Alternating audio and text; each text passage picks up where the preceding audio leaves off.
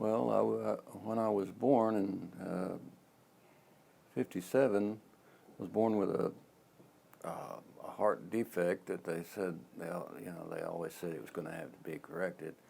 And by the time when I was 7, they did the first heart surgery and fixed it up pretty good.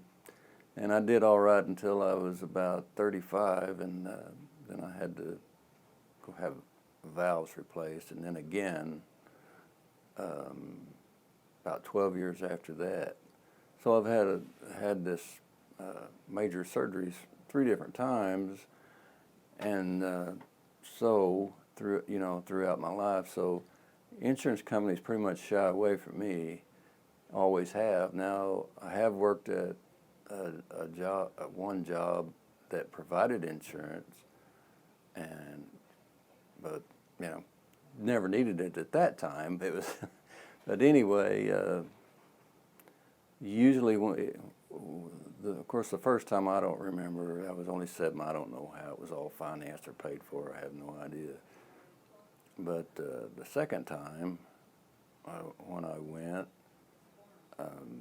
the state paid quite a lot of it, but we were left with about, if I remember right, it was maybe $7,000 or $8,000 that we paid. My wife and I paid ourselves, which at that time we were working for like $5 an hour. I mean that was a lot of money for us, especially at that time.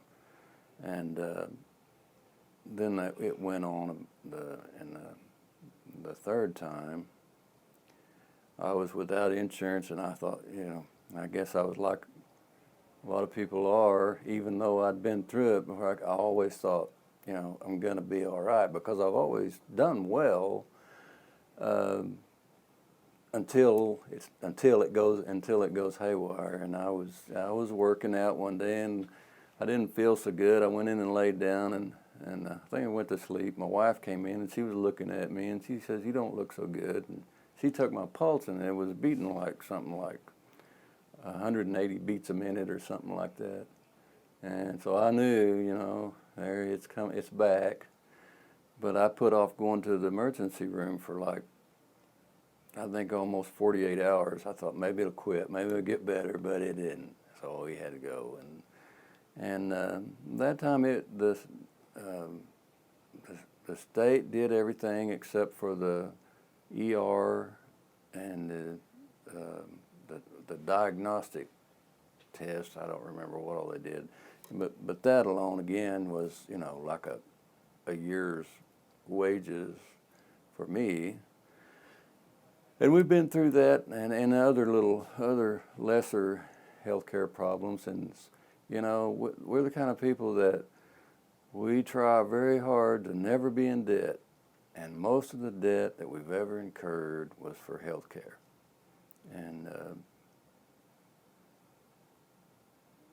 And I'm fortunate. I really am fortunate that it's always been to get what I need, but it's terribly depressing when you have to go ask someone. I mean,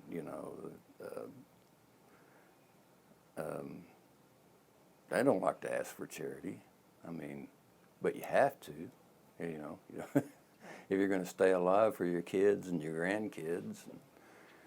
And so when that changes, I believe that's soon going to start changing, and hopefully it'll keep getting better and better, so nobody has to worry about asking for charity or filing bankruptcy or anything like that. I mean, also not only with this heart deal. I mean, I know the heart thing kind of contributed to it, but I've dealt with some serious depression, and I know the last time I had to go in, we went back to the surgeon that had done the second surgery, and I think he was kind of irritated because,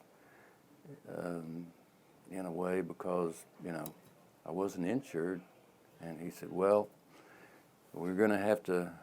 He said, "Well, we're going to have to find a way to pay for this," and Here was a grown man. I just busted out crying because I didn't want to feel like I felt like a bum and a drain on society and my family and all that. And nobody should be made to feel that way because they're sick or hurt through no fault of their own. Because I've always tried to keep my health good. I have to. I mean, I just can't afford to.